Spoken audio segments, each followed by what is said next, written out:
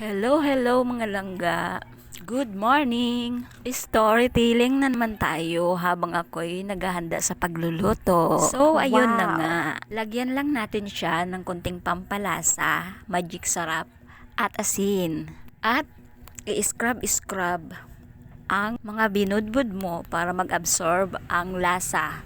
Kabilaan niya na. At hayaan lang muna natin siya ng 10 to 15 minutos bago prituhin. Magpainit na tayo ng kawali at antayin natin na matuyo or mag-dry na ang kawali bago ilagay ang mantika. Ako kasi guys, subukan ko muna ang mantika kung mainit na. Tikan ko yan ng tubig at pag nagpisik-pisik na pag natapos, yun, mainit na yun. Aray ko.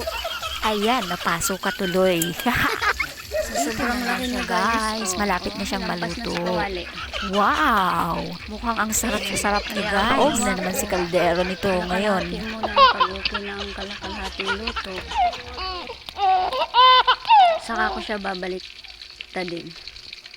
5 minutes na lang guys. Okay na to. Pwede nang kumain. Ihain. Wow!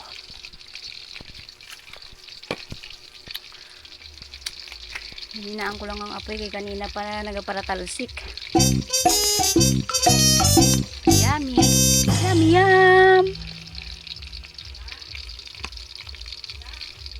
Buntot. Dako.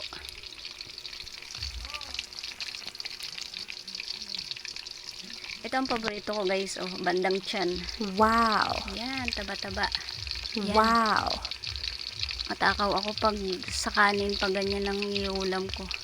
We, halos lahat naman ng iulam mo, matakaw ka naman talaga eh.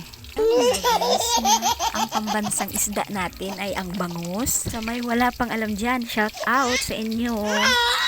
Ay naku, thank you for watching. Mag-iingat tayong lahat. Bye-bye.